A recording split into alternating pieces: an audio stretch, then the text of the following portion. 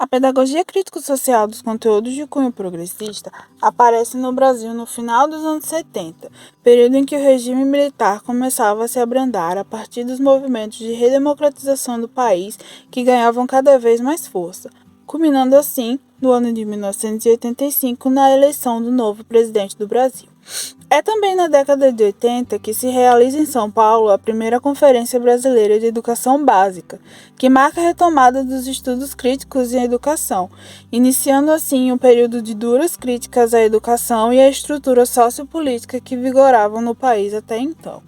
Libânio considera que as políticas educacionais nacionais daquela época eram arcaicas, além de sofrerem fortes influências vindas do exterior, principalmente as teorias reprodutivistas de Bourdieu e Passeron, de 1975, a teoria da escola enquanto aparelho ideológico do Estado, de Althusser, também de 1975, e as teorias críticas emancipatórias da Escola de Frankfurt, na Alemanha, o surgimento da pedagogia libertadora de Paulo Freire, a histórico-crítica, pedagogia crítica social dos conteúdos que se baseia nas orientações marxistas e, por fim, a pedagogia libertária.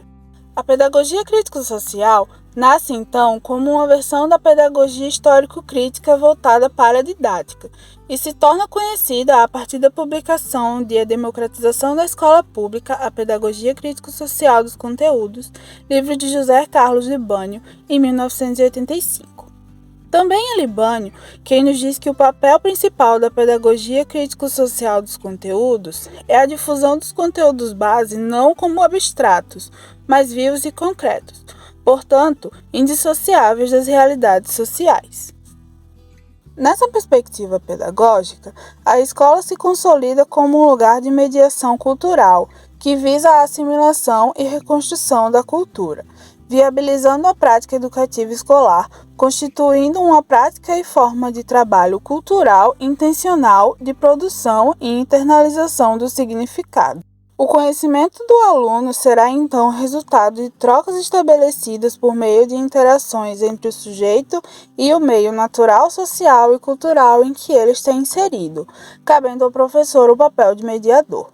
A escola se consolida como um lugar de mediação cultural que visa a assimilação e reconstrução da cultura, viabilizando a prática educativa escolar, constituindo uma prática e forma de trabalho cultural intencional de produção e internalização de significados, sendo parte integrante de um todo social que orientará o aluno para que ele tenha participação ativa na sociedade. Esse método parte de uma relação direta da experiência do aluno, confrontada com o saber sistematizado que promove e amplia seu desenvolvimento mental a partir de ações pedagógicas destinadas ao domínio dos conteúdos e ao desenvolvimento das capacidades cognitivas e operativas dos educandos. Enquanto a função do professor consiste em orientar e assegurar a formação dessas capacidades intelectuais no processo de aprendizagem, se colocando entre o aluno e o que lhe é ensinado para possibilitar que esses tenham, principalmente, meios e condições de aprender por meio de experiências concretas já vividas. A renomada pedagoga brasileira Guiomar Namo de Mello sai em defesa da pedagogia progressista quando diz que a produção do conhecimento tem por base a expropriação do trabalho. No momento em que se constitui, interessa aos dominadores apresentá-lo e mantê-lo como propriedade e privilégios seus.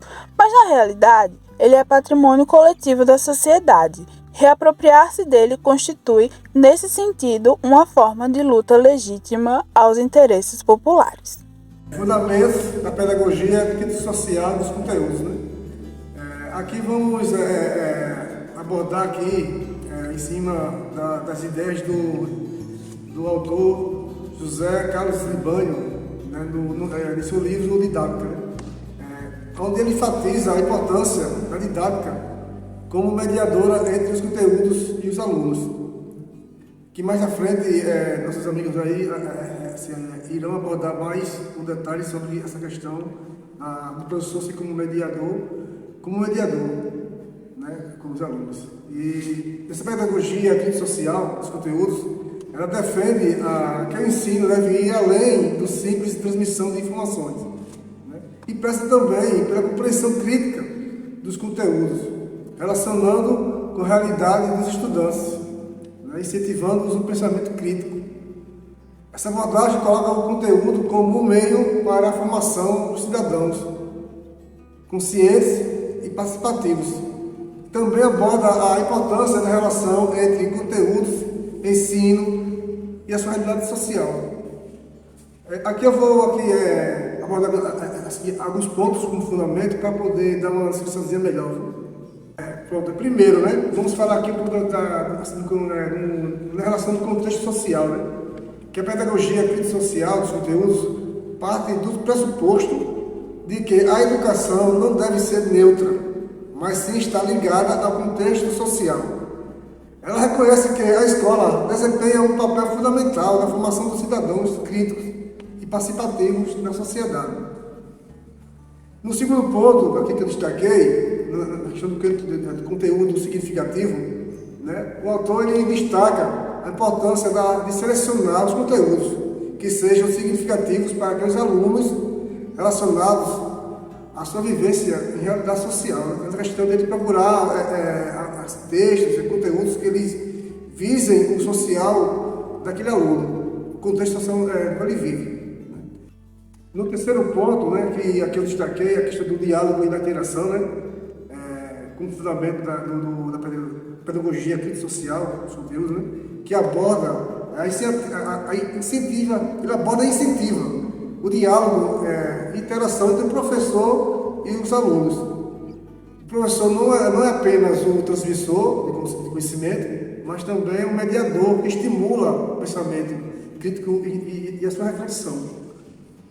No quarto, temos aqui a transformação social, né, que é um dos objetivos centrais dessa pedagogia, e promover a transformação social.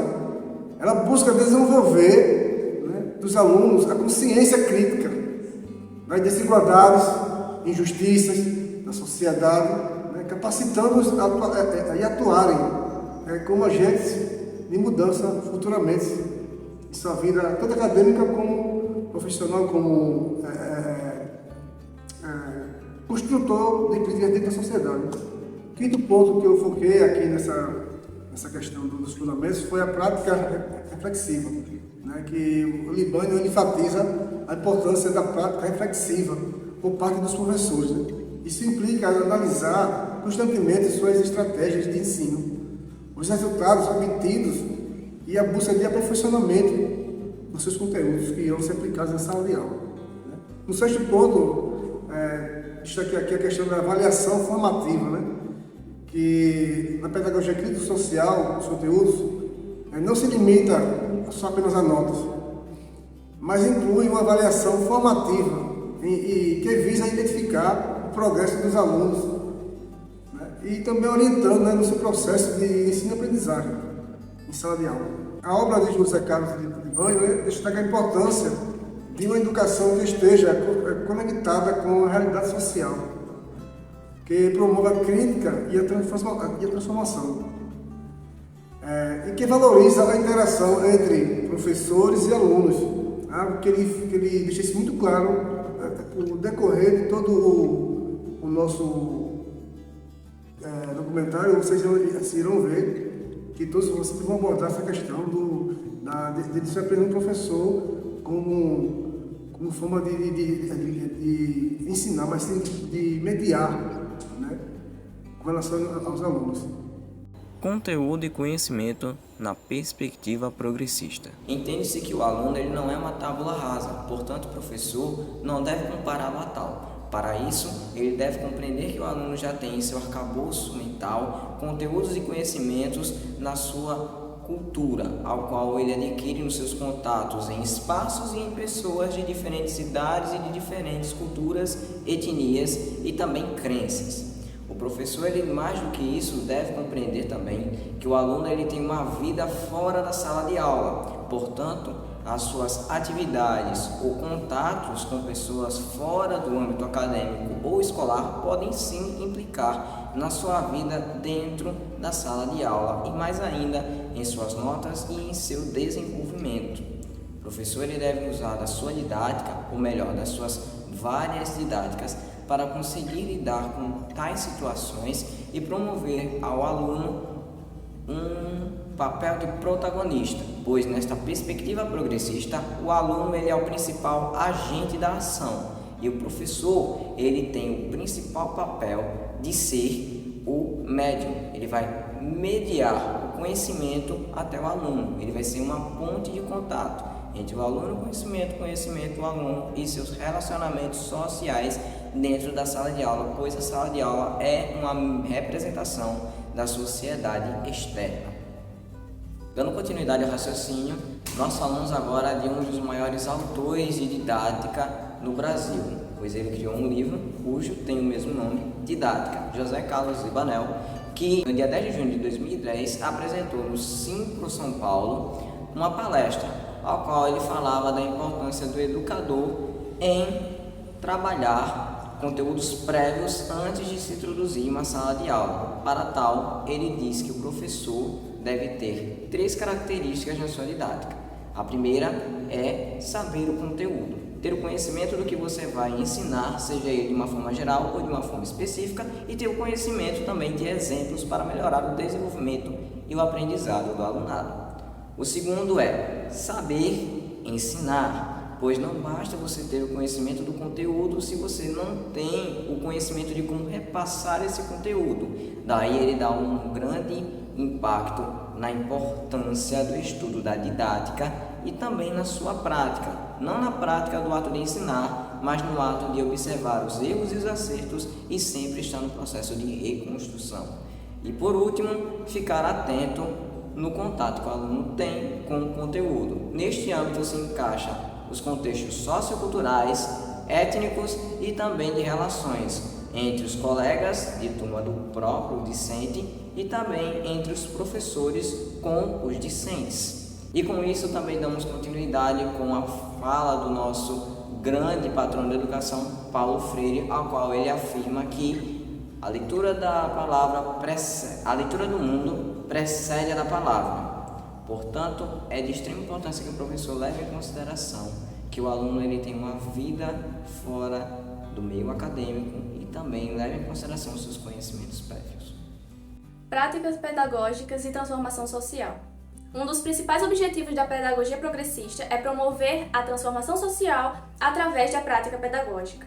Isso significa que o ensino não se limita apenas à transmissão de informações, mas também à reflexão crítica e à ação.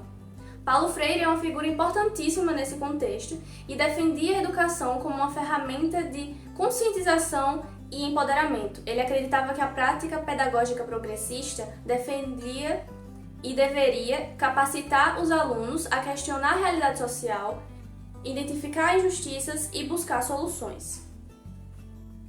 Podemos discutir a prática pedagógica como ações que objetivam cumprir as expectativas educacionais da comunidade escolar.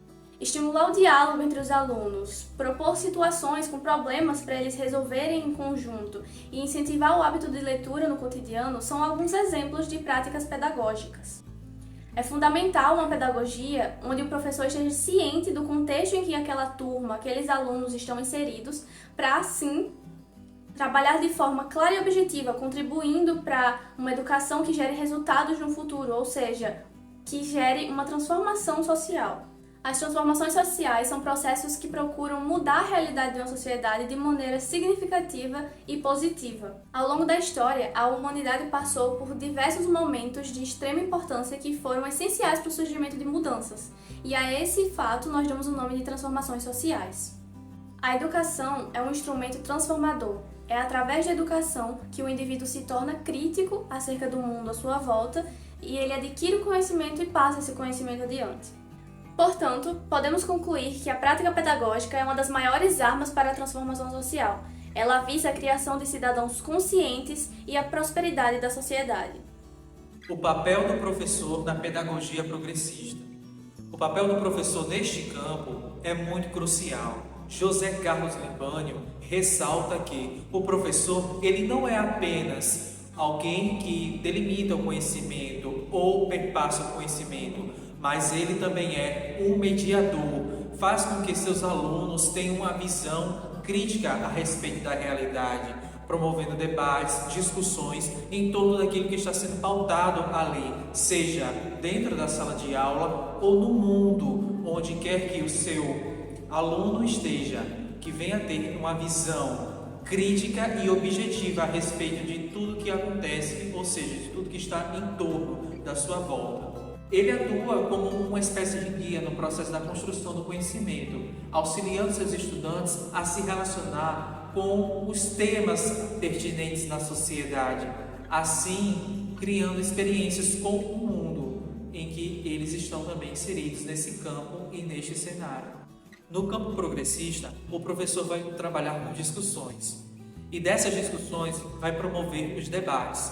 Neste campo, vai fazer com que os alunos venham ter o despertar do seu conhecimento crítico, pautado em questões sociais e também culturais, como, por exemplo, a violência contra a mulher, a violência contra a comunidade LGBTQIA+, dentre outras inúmeras ações que podem ser pautadas para além dos muros que conferem as salas de aulas. Metodologias de ensino na pedagogia progressista. As metodologias de ensino na pedagogia progressista são orientadas pela participação ativa dos estudantes. Abordagens como a aprendizagem cooperativa, o ensino por projetos e a problematização são comuns nesse contexto. Essas metodologias visam estimular a autonomia dos estudantes, promover a colaboração e a pesquisa e conectar conteúdos com situações do mundo real. Elas visam criar um ambiente de aprendizagem significativo e dinâmico para os discentes. Nessa metodologia, o educando caminha pelo campo da idealização do saber e do empirismo, com consciência de suas responsabilidades e de seus direitos. O aluno aprende de forma natural, excluindo as normas severas, o que passa a ser o ponto essencial no processo de ensino e aprendizagem, como na visão de Cunha. O jogo didático ganha espaço como instrumento motivador para a aprendizagem de conhecimentos químicos, na medida em que propõe estímulo ao interesse do estudante. Se, por um lado, o jogo ajuda este a construir novas formas de conhecimento, desenvolve e enriquece sua personalidade. Por outro, para o professor, o jogo leva à condição de condutor, estimulador e avaliador da aprendizagem. Paulo Freire também foi um grande idealizador da pedagogia progressista. Ele acreditava que a educação deveria ser um meio para libertar as pessoas da opressão e capacitá-las a participar ativamente na transformação de suas próprias vidas. Mais à frente, vão ser apresentadas algumas de suas metodologias: diálogo e problematização. Freire enfatizou a importância do diálogo entre professores e alunos, onde ambos são igualmente importantes. Ele também defendia a problematização, ou seja, a análise crítica de problemas da vida real. Para Freire, desta maneira, o educando já não é mais o que apenas educa, mas o que, enquanto educa, é educado, em diálogo com o educando, que, ao ser educado, também educa. A alfabetização conscientizadora. Freire é conhecido por seu trabalho pioneiro na alfabetização de adultos, onde os alunos não apenas aprendem a ler e a escrever, mas também refletem sobre sua realidade social e política, como afirma Freire. Assim, juntos recriam criticamente seu mundo. Círculos de cultura. Freire promovia a criação de círculos de cultura, grupos de discussão onde as pessoas pudessem compartilhar suas experiências e refletir sobre suas questões sociais. Conscientização. Ele buscava conscientizar os alunos sobre sua realidade, levando-os a entender sua posição na sociedade e a buscar mudanças. As metodologias de ensino na pedagogia progressista enfatizam a participação ativa, como foi mencionado anteriormente na metodologia de Paulo Freire. Sendo assim, está focada no diálogo crítico e na reflexão como elementos centrais no processo educacional. Avaliação na pedagogia crítico-social dos conteúdos. Falando sobre a questão de avaliação dentro da pedagogia crítico-social, a gente tem que pensar geralmente em duas perguntas iniciais. Primeiro, como avaliar da melhor forma possível dentro do ensino? E a segunda é como isso é visto dentro do âmbito da pedagogia crítico-social dos conteúdos. Ou seja, essas duas questões elas são importantes para o entendimento de avaliação no geral, em trazer que a avaliação tradicional não é o tipo de avaliação correto a ser utilizado, porque, de acordo com o Libânio, a avaliação tradicional geralmente é trazida como, citado por ele, abre aspas, ato de aplicar provas, atribuir notas e classificar o aluno. Dessa forma, enaltece a questão quantitativa e, de determinada forma, desorganiza a questão qualitativa da avaliação. Em que sentido? No sentido de que a avaliação ela tem que ser quantitativa e qualitativa. E é uma coisa que dentro da pedagogia crítico-social o Libânio traz muito, que é essa questão de não pensar apenas no qualitativo, ou seja, não considerar o qualitativo como a única forma de avaliar, mas sim pensar numa junção do quantitativo e do qualitativo, no sentido de, se eu tenho meu aluno, e o meu aluno ele vai ser avaliado desde o início das aulas, digamos, durante um semestre inteiro, esse aluno vai estar sendo avaliado. Qual a melhor forma de avaliar ele? Quantitativamente, só fazendo prova e classificando ele, dizendo, isso aqui é a melhor forma de se avaliar um aluno.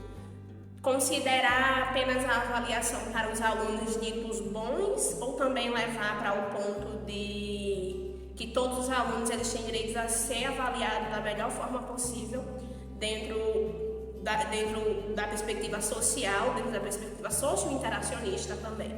É muito importante a gente pensar que a visão tradicional desconsidera N fatores de avaliação, principalmente o processo de avaliação, algo que não se dá a partir de uma nota, algo que se dá a partir da vivência do alunado, em consideração ao próprio professor. E lembrar também que a escola ela é muito importante e, como o Libânio diz, abre aspas, a escola cumpre uma função determinada socialmente, a de introduzir as crianças e os jovens no mundo da cultura e do trabalho, trazendo para nós a ideia de que a avaliação ela não é uma etapa isolada, e muito menos que ela não se integra ao processo de ensino-aprendizagem. Pelo contrário, ela é uma das partes mais importantes do processo de ensino-aprendizagem, que traz como foco o professor que avalia e o professor que aprende a avaliar, não apenas de uma forma quantitativa, ou seja, é o terror para os alunos que não conseguem memorizar, e é maravilhoso para os alunos que são bons em memorização.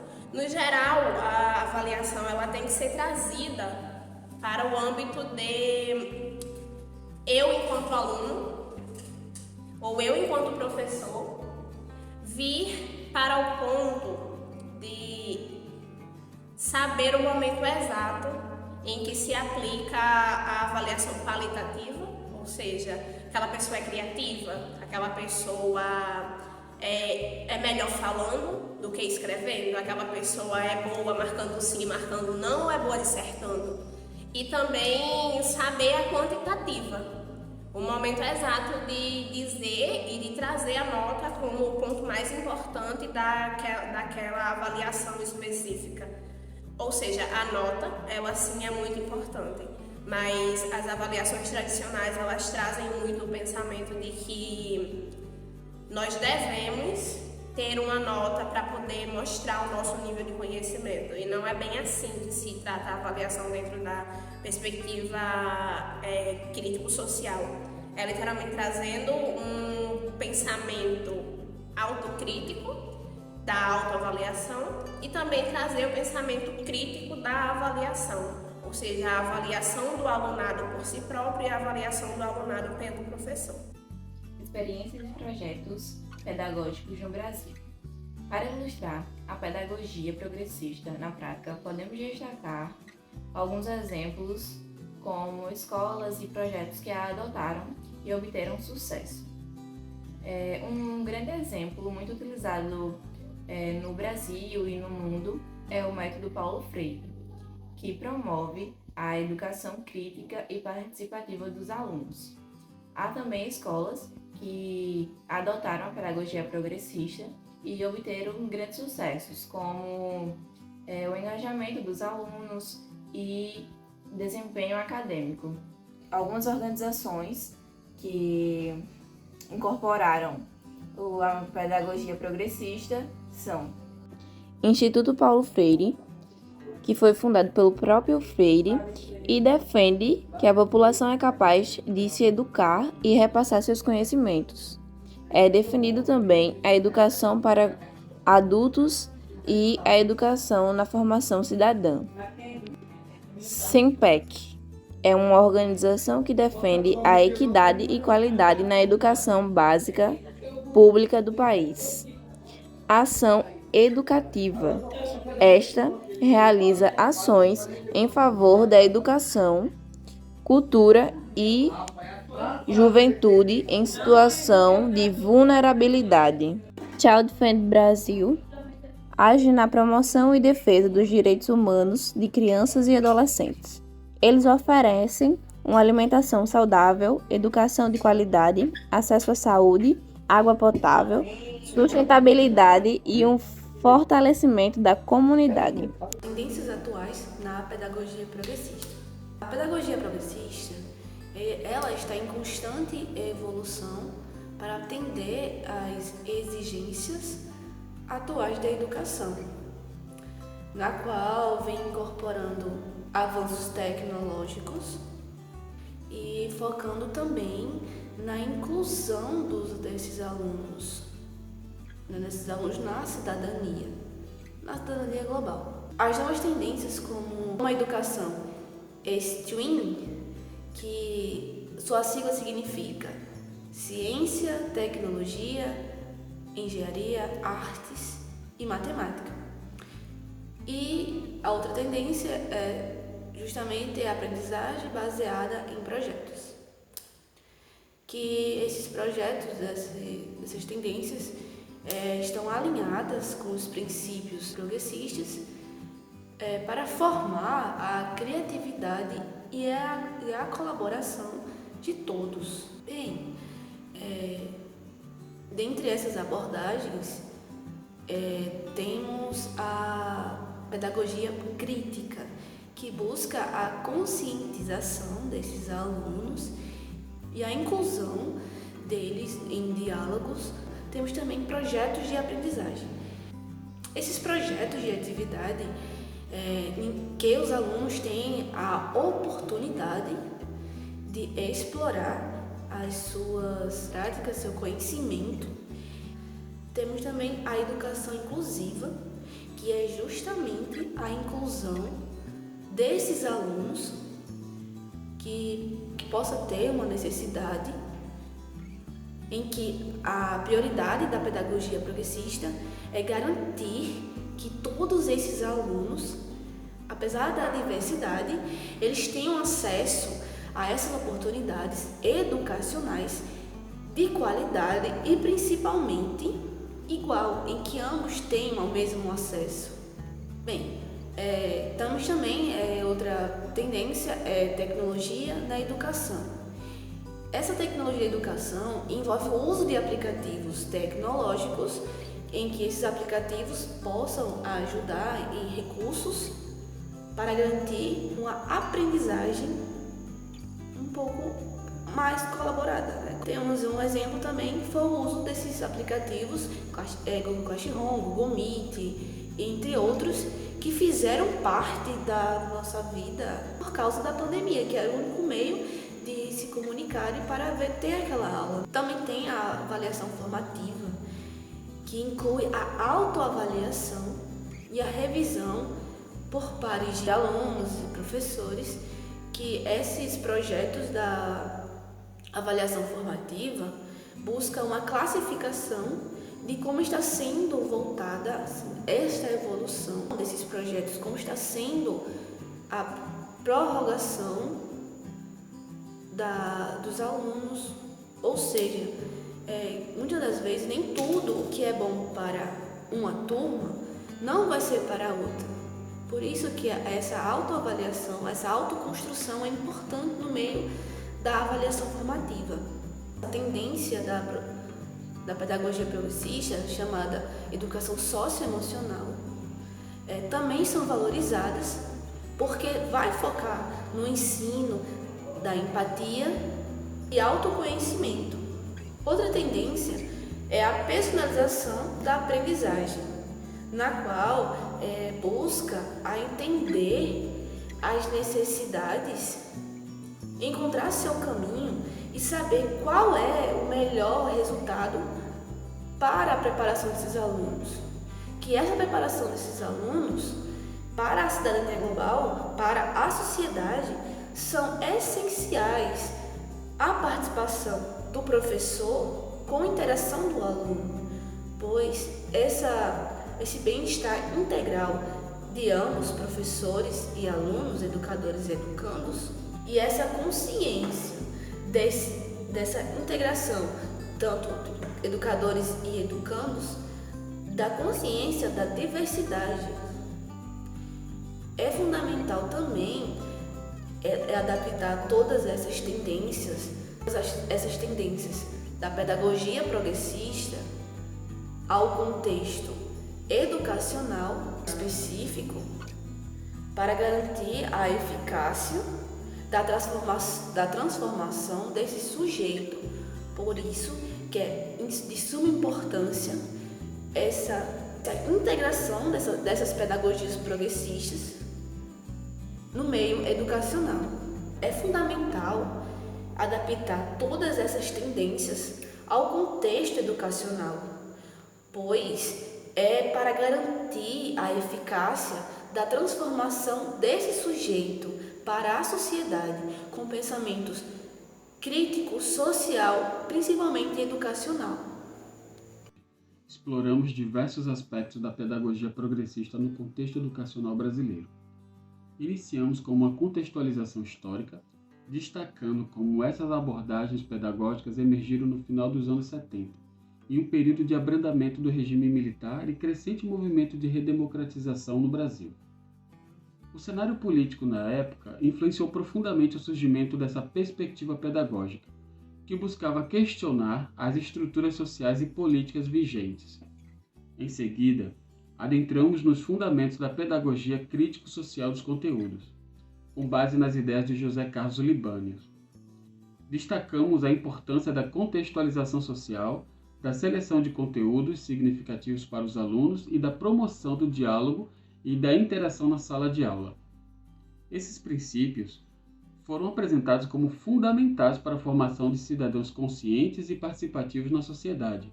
Exploramos também a relação entre conteúdo e conhecimento na perspectiva progressista, ressaltando a necessidade de considerar o conhecimento prévio dos alunos e conectar os conteúdos com suas realidades. A metodologia dialógica de Paulo Freire foi apresentada como uma abordagem eficaz para alcançar esses objetivos.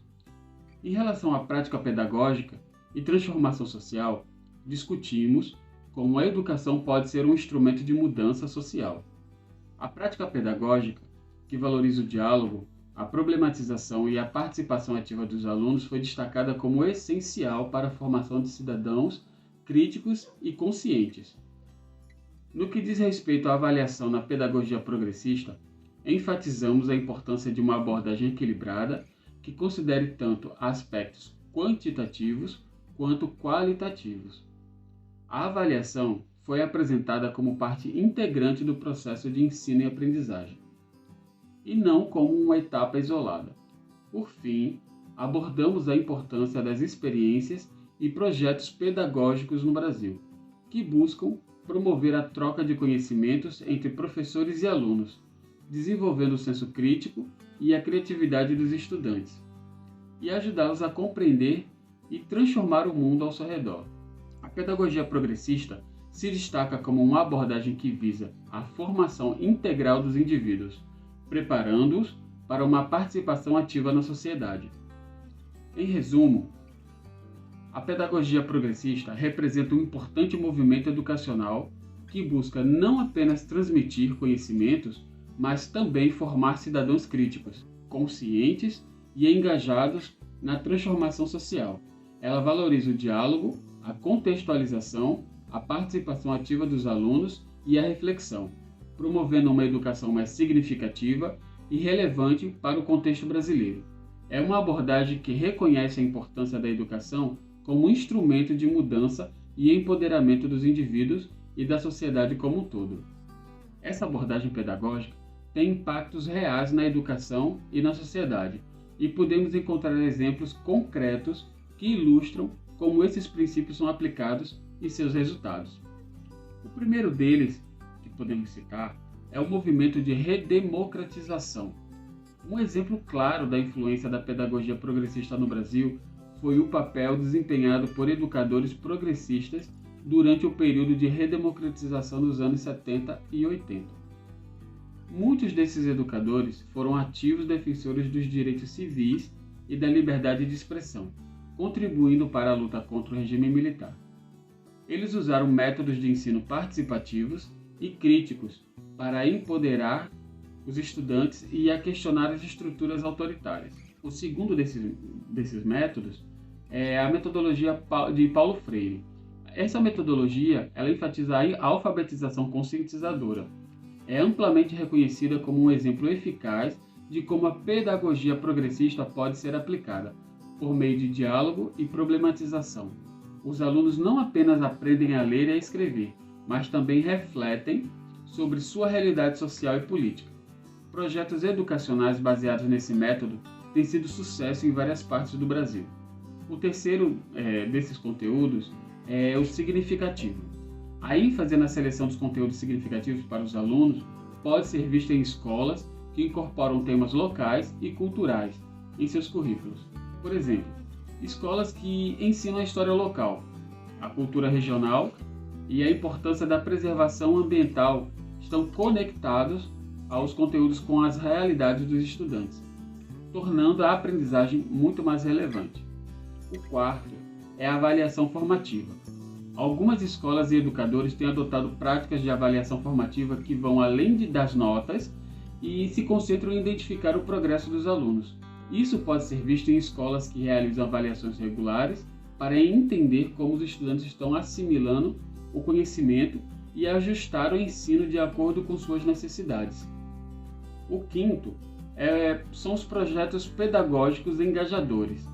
Eles incentivam a participação ativa dos alunos e os envolvem em questões sociais.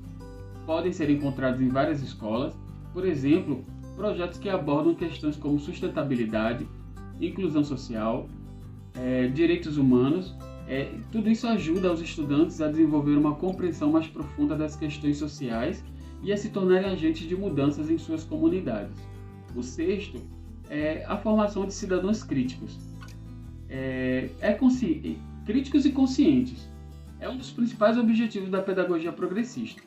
Escolas que promovem discussões sobre desigualdades sociais, injustiça e direitos humanos estão contribuindo para a formação de alunos que são capazes de analisar, questionar o mundo ao seu redor. Em resumo, a pedagogia progressista não é apenas uma teoria educacional, mas uma abordagem que tem sido implementada com sucesso em várias partes do Brasil.